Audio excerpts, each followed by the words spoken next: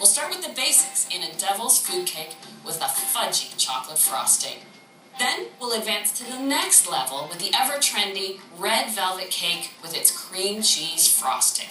With a greater level of confidence, we can take on the rich chocolate mousse cake. Just so sophisticated. If that's not enough chocolate for you, then save room for my chocolate glazed petit fours. So dainty and sweet. We need to start with the basics first. A good devil's food cake. This is sort of the foundation chocolate cake. The chocolate cake where all chocolate cakes came from. I'll start by sifting 1.5 cups of cake and pastry flour. And 1/2 cup of Dutch processed cocoa powder, which lends a rich chocolate taste and deep dark chocolate color. And then 3/4 teaspoon of baking soda, 1/4 teaspoon of salt, and this is superfine sugar. It dissolves quickly into the cake batter and helps make the cake itself moist. I'll add 1.33 cups. I sift the sugar in with the dry ingredients. This is a contemporary style of making an old-fashioned chocolate cake by starting with the dry ingredients and then adding 1/2 cup of cool, unsalted butter. I'll blend this in until I get a fine crumb. It almost looks like chocolate breadcrumbs. Since we're starting with a basic chocolate cake recipe, this technique of cutting the butter into the dry ingredients is really the easiest method. And there we go. There are no visible big pieces of butter, so now it's time to add the liquid ingredients. I have 1/2 cup of milk, and then I've got 1/2 cup of strong hot coffee. And the hot coffee is there not so much to make a coffee flavor, but it actually intensifies the chocolate taste.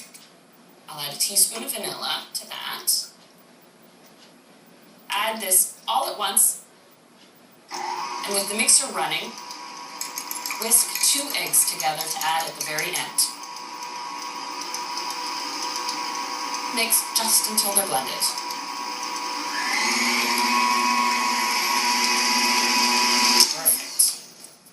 I've got 2 8-inch cake pans, and what I've done is simply greased the entire pan, put a piece of parchment in the bottom, and then floured the sides. I'll divide this evenly between the 2 pans. It is supposed to be a fluid batter. And then I give them a good tap. So any larger size bubbles that might be hiding in the batter rise to the surface and pop. I've preheated the oven to 350, and the cakes take about 30 minutes.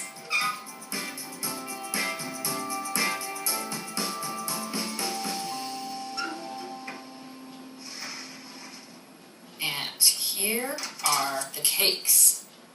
And of course, the standard test, when a skewer comes clean, when inserted in the center, it is done. It's important when you're cooling any cake to cool it first in the pan, but just for about 20 minutes.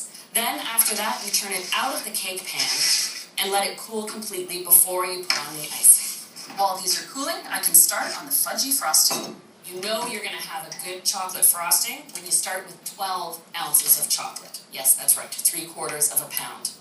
This is semi-sweet baking chocolate, not the kind of chocolate chips you use in chocolate chip cookies, but this melts smoothly into the fudge frosting. And I'm going to set this over a water bath, creating your own double boiler. A double boiler is created by taking a pot, filling it with just 1 inch of water, and bringing that up to a gentle simmer. I like to use a metal bowl, and that way it's the gentle heat of the steam that melts the chocolate evenly. Pouring in 1.75 cups of whipping cream. And I like to melt the cream and chocolate together for this frosting, because I just want to melt the chocolate and not heat the whole mixture up too much. This just takes a couple minutes. While the chocolate's melting, I'll get 1/2 cup of sour cream, along with a little vanilla, and always add a little bit of salt. So put that together. This ganache, the simple combination of whipping cream and chocolate, turns silky and thick, but as it cools, it thickens up, and that becomes our fudgy frosting. I'll add a bit of sour cream that lightens up the sweetness of it. 12 ounces of chocolate. I let the fudgy frosting cool completely to room temperature. I have the cool Devil's Food Cakes, and I already have some frosting cooled and ready to ice the cakes. Before I ice the cake, I like to put a cake board underneath it. That way, once I'm done, I can take it wherever I need to take it. First thing I'll do is put a nice dollop of this fudgy frosting in the center of the cake and spread it right to the outside edge. Now, the next layer, and I put it upside down. That way, the most flat sits on top. To frost the outside of the cake, I put a large dollop of frosting on the top, spread it right to the outside edge and over it a little bit. Then I do the sides, because that way the sides will meet up with the frosting on the top and create a perfect flat edge all the way around the cake. And the easiest technique for a beautiful cake is just the swirls and swishes of your offset spatula. That may be just a basic Devil's Food Cake, but that is a cake you'd be proud to make and to serve.